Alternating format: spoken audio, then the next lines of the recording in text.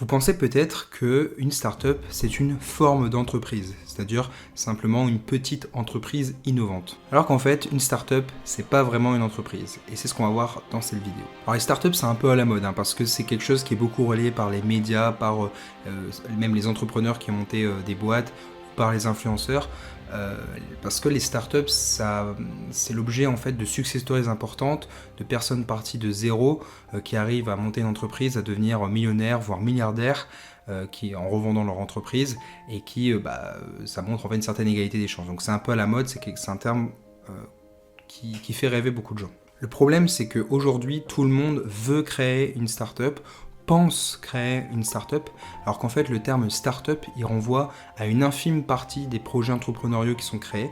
Il y a beaucoup d'entreprises créées qui se disent startup alors qu'en fait ce ne sont pas des startups. Alors attention, avant de commencer cette vidéo, un petit disclaimer, il n'y a pas une forme, une entreprise c'est pas mieux qu'une startup c'est pas mieux qu'une entreprise, ça dépend, les deux sont utiles dans l'économie, donc je ne veux pas défendre l'un des deux, c'est pas versus en mode combat, il faut choisir. C'est juste, il faut expliquer les différences parce que c'est important et ça permet, vous, en tant qu'ensuite entrepreneur, de bien saisir les tenants et aboutissants de chacun des deux projets.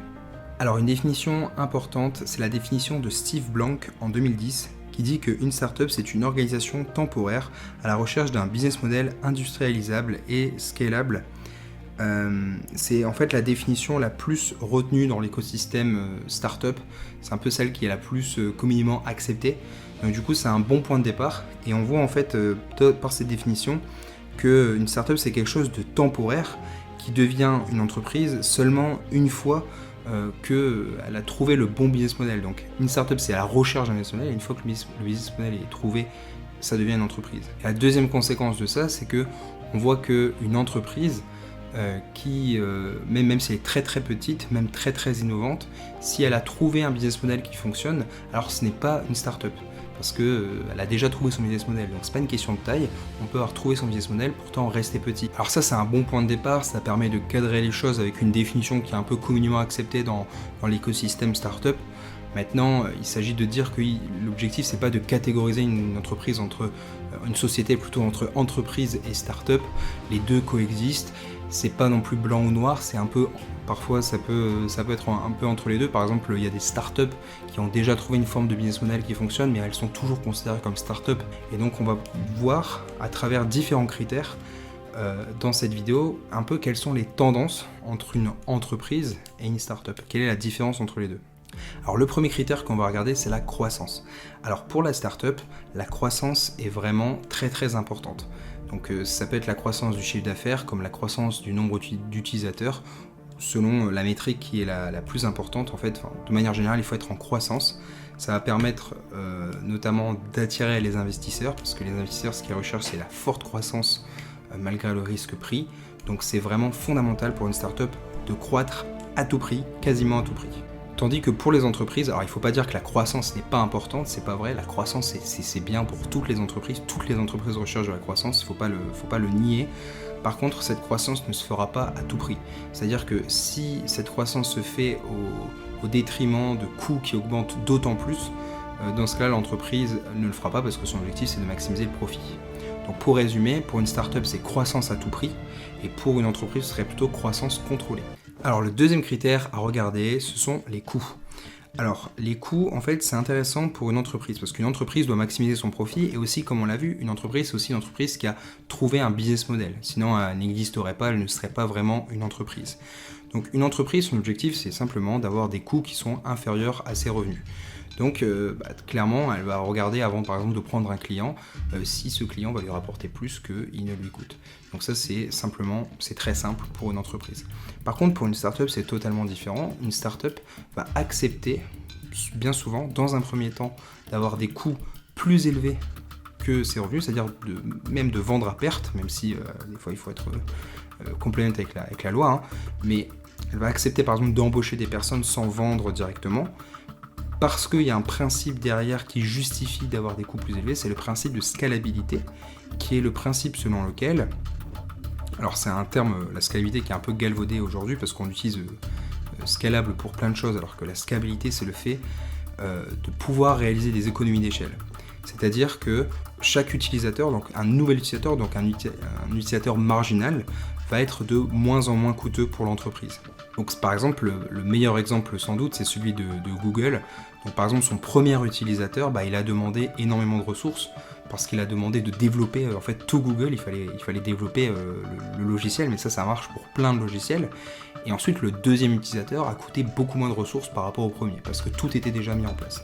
Et donc ce qui fait qu'on est capable, entre guillemets, pour le premier utilisateur, d'avoir des coûts démentiels, alors que le premier utilisateur en soi, il rapporte rien. Alors qu'une entreprise, comme le business model a déjà été éprouvé, eh bien on va pas accepter par exemple un cabinet de conseil, alors sauf exception évidemment, on va rarement accepter une mission qui va coûter plus qu'elle va rapporter par exemple.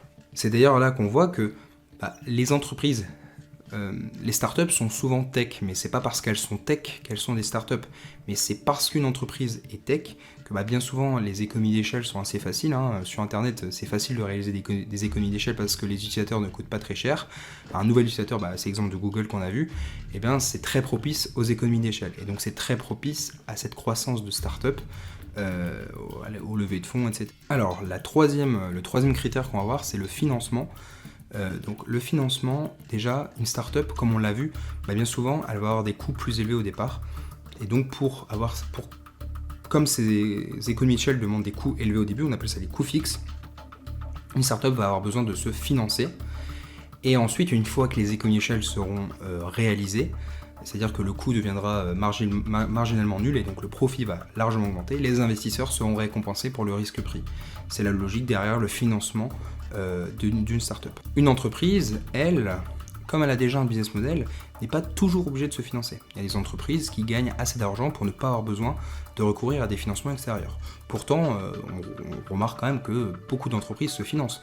Ça peut être le cas par exemple de l'ouverture d'un nouveau pays, ça peut être le lancement d'un nouveau produit, etc., qui requiert pour une entreprise même qui est déjà en place, de se financer. On peut aussi parler de l'effet de levier, il y a plein de raisons pour lesquelles une entreprise pourrait se financer.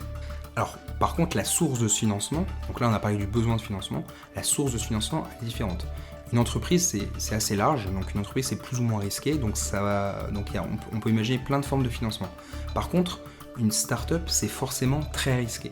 Et donc comme c'est très risqué, c'est uniquement les investisseurs privés en fonds propres qui sont capables de prendre beaucoup de risques, qui vont être capables de financer une startup. Là, je vais traiter donc pourquoi une startup ne se fait financer que par fonds propres et que par des investisseurs qui sont prêts à prendre beaucoup de risques, alors que par fonds propres. Donc, en gros, pourquoi pas de la dette ? Bien simplement parce que quand un investisseur, donc c'est souvent une banque, va financer par la dette, le taux d'intérêt représente le risque, d'accord ? Sauf que le risque pour une startup, il est énorme. Et le taux d'intérêt qui serait demandé à une startup serait énorme en fait. Serait énorme, et ce taux d'intérêt, comme il doit être versé quand même assez rapidement pour les banques, il représenterait une charge trop importante pour la startup. Ça augmenterait d'autant plus le risque, ce qui serait totalement désastreux pour l'entreprise. A l'inverse, le financement en fonds propres ne demande pas à l'entreprise de rembourser directement les investisseurs, et ce qui permet donc de réduire un peu le risque, entre guillemets, en tout cas de ne pas l'augmenter. Et à long terme, par contre, ceux qui financent en fonds propres détiennent une partie de la société, donc vont avoir un potentiel de revenus beaucoup plus élevé. Et deuxièmement, ce sont uniquement des investisseurs qui sont capables de prendre beaucoup de risques qui financent des startups, tout simplement parce que les startups sont celles qui présentent le plus de risques. Par définition, comme elles n'ont pas encore trouvé leur business model et qu'on les finance pour qu'elles trouvent leur business model, forcément c'est beaucoup plus risqué qu'un autre type de société, et notamment une entreprise. Alors maintenant, parlons de l'équipe. Au niveau de l'équipe, en fait, il est beaucoup plus commun de voir des entreprises avec une seule personne dans l'équipe fondatrice qui va ensuite très rapidement être capable de recruter, parce que par exemple quelqu'un qui monte un cabinet de conseil, il va pouvoir être capable, une seule personne va être capable de réaliser une mission toute seule, donc ses coûts, ça va être uniquement son salaire, et donc le profit réalisé va permettre de recruter quelqu'un, etc., ça va aller vite. Tandis que pour une startup, on va plutôt avoir des équipes de 2-3 cofondateurs. Alors, on peut dire, il y a plusieurs raisons à cela, j'en donne deux, qui sont pour moi les deux raisons auxquelles on peut penser. La première raison, c'est que ça va être difficile de monter une startup, donc être à plusieurs, ça permet d'encaisser plus plus facilement la difficulté.